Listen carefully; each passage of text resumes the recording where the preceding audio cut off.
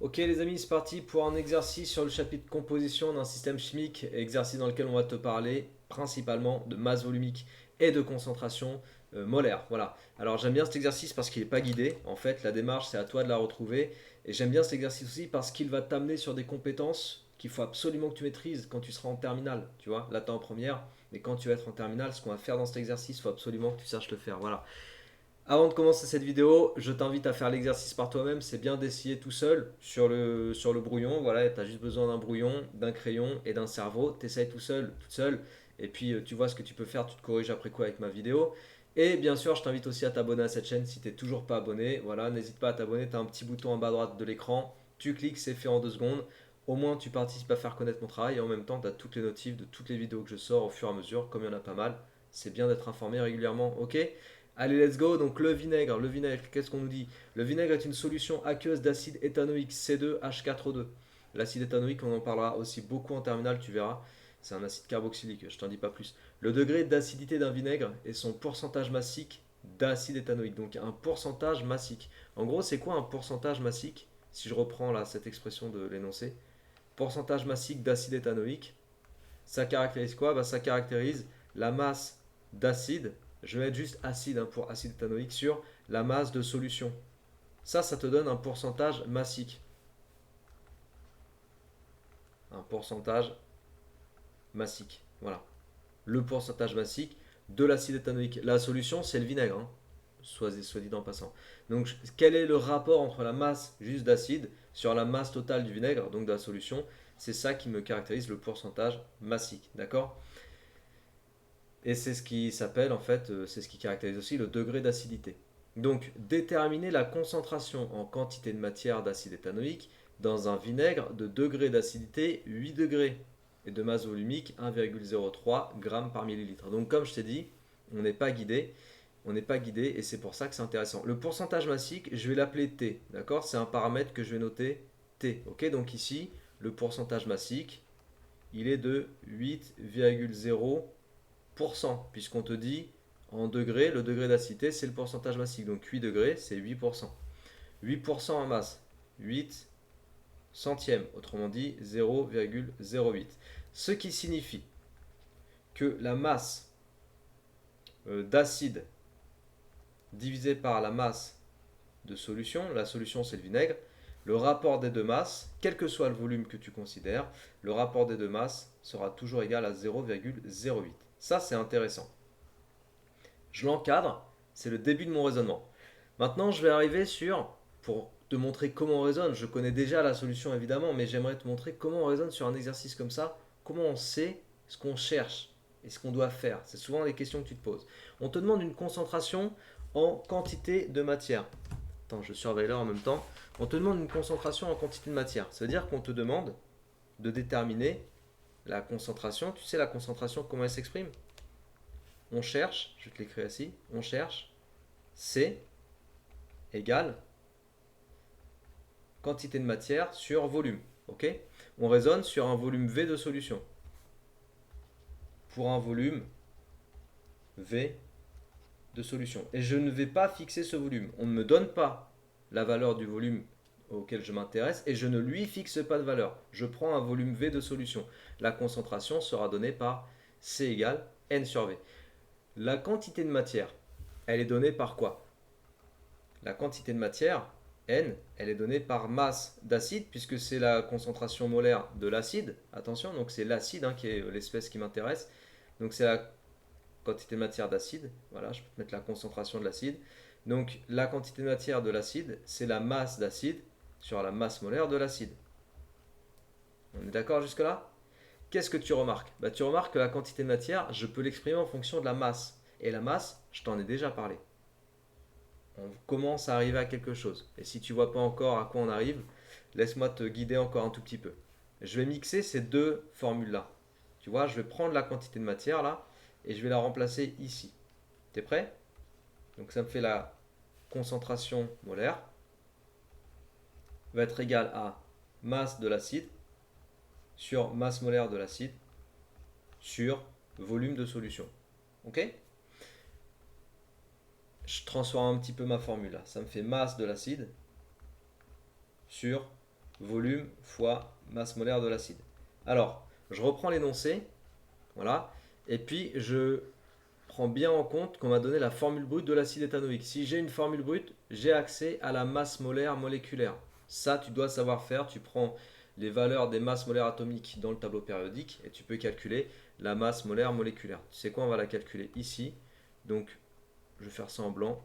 La masse molaire de l'acide, c'est 2 fois celle du carbone, parce que j'ai C2, plus 4 fois celle de l'hydrogène, plus 2 fois celle de l'oxygène. D'accord? Ça nous fait donc 2 fois 12. Alors je prends les valeurs, hein, je ne te les ai pas rappelées dans l'exercice, mais encore une fois, quand tu as besoin des masses molaires atomiques, tu dois prendre et avoir le réflexe d'aller directement voir dans les tables. Donc 12 pour le carbone, 1 pour l'hydrogène et 16 pour l'oxygène. Ça nous fait 60. Voilà.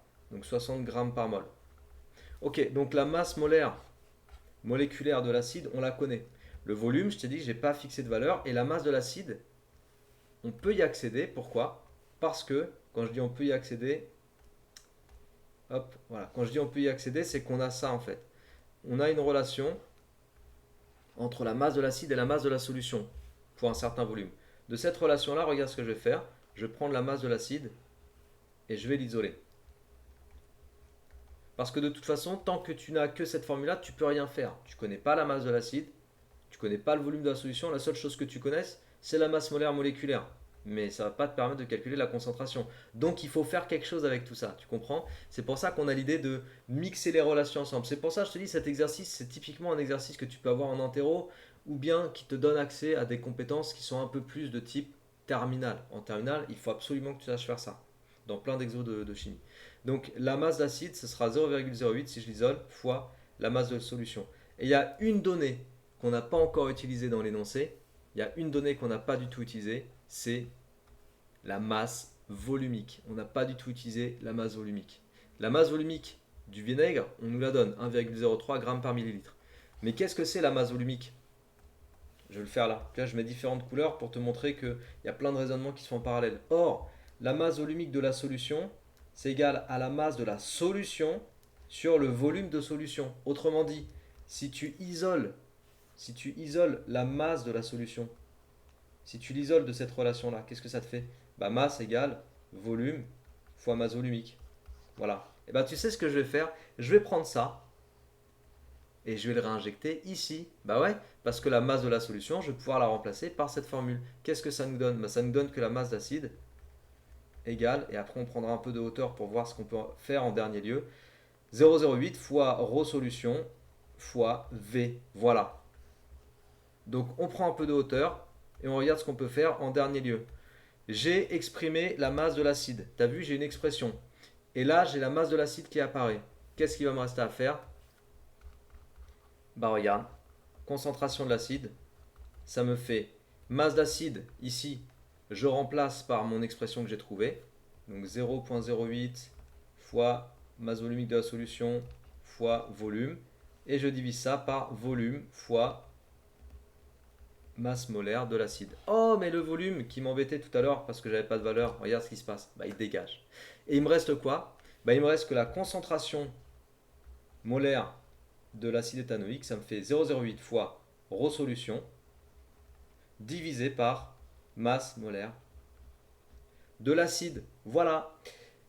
Et ben on va regarder les unités maintenant pour regarder ce qu'on va obtenir en unités. La masse volumique, elle était donnée en grammes par millilitre, si je ne dis pas de bêtises. Voilà, grammes par millilitre. Et la masse molaire, elle est donnée en grammes par mol.